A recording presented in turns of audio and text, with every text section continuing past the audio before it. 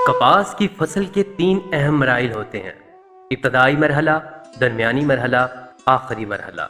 आज हम बात करेंगे कपास में फर्टिलाइजर मैनेजमेंट के हवाले से। किसी भी फसल में कब और कितनी खाद डालनी है, ये सब इस फसल के मिजाज और नशोनुमाई मराहिल पर डिपेंड करता है। तो आज हम कपास की ज़रूरियात को मद्देनजर रखते हुए फर्टिलाइजर्स की मैनेजमेंट के बारे में बात करेंगे। अगर आपने अभी तक हमारे चैनल को सब्सक्राइब नहीं किया तो फौरन सब्सक्राइब कर लीजिए ताकि फौजी एग्रो पॉइंट की तमाम इंफॉर्मेटिव वीडियोस आप तक पहुंच सकें। साल 1991 और 92 के दौरान कपास की 1 करोड़ 28 लाख गांठ की रिकॉर्ड पैदावार हुई और पाकिस्तान अमेरिका के बाद दुनिया का दूसरा बड़ा कपास पैदा करने वाला मुल्क बन गया। इसके बाद उसे नजर लग गई और वायरस से इतना नुकसान हुआ कि आज तक वो मकाम हासिल नहीं किया जा सका। अगरचे ताहाल वायरस का कोई खातिर हल नहीं मिल सका, ताहम बीटी इकसाम की आमद की वजह से आज भी पाकिस्तान दुनिया की 10% कपास पैदा करता है और फिर से रकबे के लिहाज से कपास पैदा करने वाला चौथा और पैदावार के लिहाज से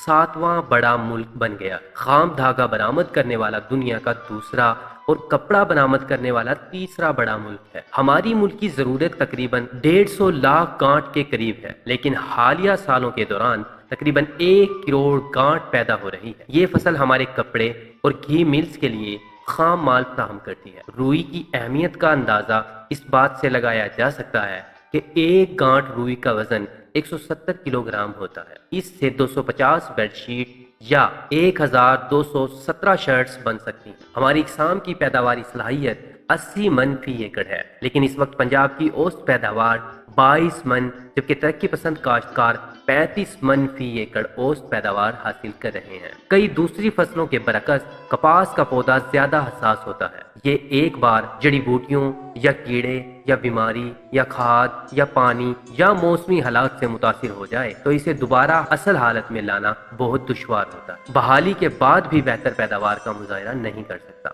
गंदम के बाद काश्ता फसल में बहाली का अमल मजीद मुश्किल होता है। आबो हवा और पैदावारी अवामिल के साथ इसके पेचीदा ताल्लुक को समझे बगैर बेहतर पैदावार का हसूल बहुत मुश्किल है। इसलिए जरूरी है कि कपास को किसी भी मरहले पर न किसी किस्म की सख्ती से गुजारा जाए और न ही वाफर मिकदार में खाद या पानी का इस्तेमाल किया जाए। इसलिए आज हम फसल के वक्त और मिजाज को मद्देनजर रखते हुए इसमें खादों की तरतीब पर गौर करेंगे।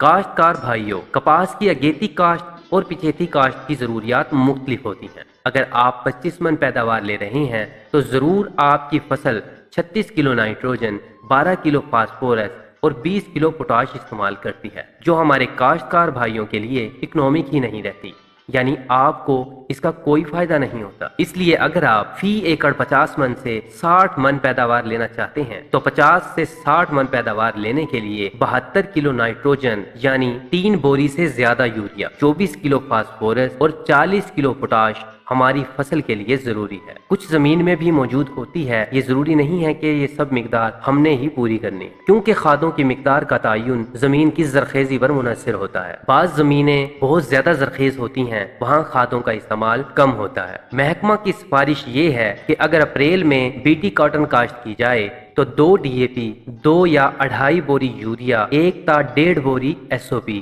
इसके साथ ही 5 किलो जिंक और 2 ता 3 किलो बोरान डालनी चाहिए। अगर आपकी फसल में सिर्फ नहरी पानी ही लगता है तो बेशक इसमें पोटाश की मिकदार मौजूद है, तो इस फसल में आप नाइट्रोजन और पोटाश की मिकदार कुछ कम इस्तेमाल कर सकते हैं। कपास का पौधा बहुत ही हसास होता है, इसको खाद हमेशा इसकी ग्रोथ स्टेजेस के मुताबिक ही डालें। अब हम बात करते हैं कपास के पहले मरहला यानी इब्तदाई मरहला के बारे में। इब्तदाई मरहला उगाव से लेकर स्केयरिंग तक मुहित होता है। उगाव तकरीबन 5 से 8 दिन में मुकम्मल हो जाता है और स्केयरिंग की बात करें तो जो अप्रैल के आखिर में लगी हो वो फसल 45 दिन में तकरीबन स्केयरिंग पे आ जाती है। ये वो इब्तदाई मरहला होता है जिसमें पौधे ने ये डिसाइड करना होता है कि इसने किस शेप में ढलना है, कॉम्पैक्ट शक्ल में ढलना है, या फल कैसे उठाना है, या ब्रांचेस कैसे निकालनी। तो याद रहे, इस इब्तदाई मरहला में फसल में फास्फोरस वाफर मिकदार में मौजूद हो तो इस फसल का मुस्तकबिल बहुत अच्छा होता है। इस बात से साबित होता है कि फसल के इब्तदाई मरहला में यानी 45 दिन के अंदर अंदर फास्फोरसी खादों का इस्तेमाल मुकम्मल कर दिया जाए। याद रहे कि इस इब्तदाई मरहला में यानी पहले 45 दिन के अंदर गलती से भी नाइट्रोजन का ज्यादा इस्तेमाल ना करें, क्योंकि इस उम्र में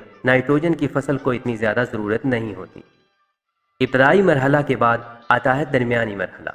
दरमियानी मरहला इब्तदाई फूल खिलने से लेकर पहला टिंडा बनने तक होता है। ये मरहला फसल की उम्र 60 दिन से लेकर 100 दिन तक होता है।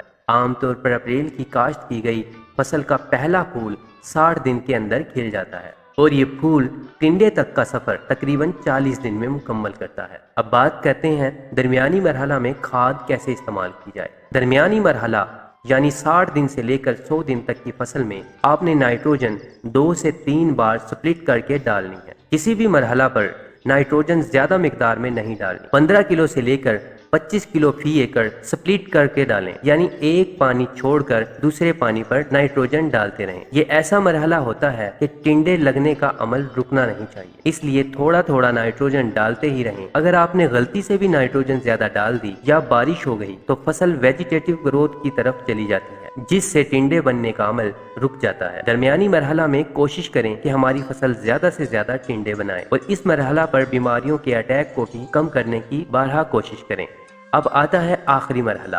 कपास की फसल का आखिरी मरहला पहली चुनाई से लेकर आखिरी चुनाई तक मुहित होता है। पहली चुनाई आमतौर पर 130 दिन में और दूसरी चुनाई 160 दिन के राउंड अबाउट हो जाती है। आखिरी मरहला में भी नाइट्रोजन खाद का इस्तेमाल इसी तरह करें। 10 से 15 किलो फी एकड़ वक्फा से डालते रहें और याद रखें, नाइट्रोजन की ज्यादा मिकदार एक ही बार इस्तेमाल करने से हमारी फसल वेजिटेटिव ग्रोथ की तरफ चली जाती है, तो इस तरह हम भरपूर पैदावार हासिल कर सकते हैं। उम्मीद है आपको वीडियो पसंद आई होगी। इसके साथ ही चाहते हैं इजाजत। अल्लाह हाफिज।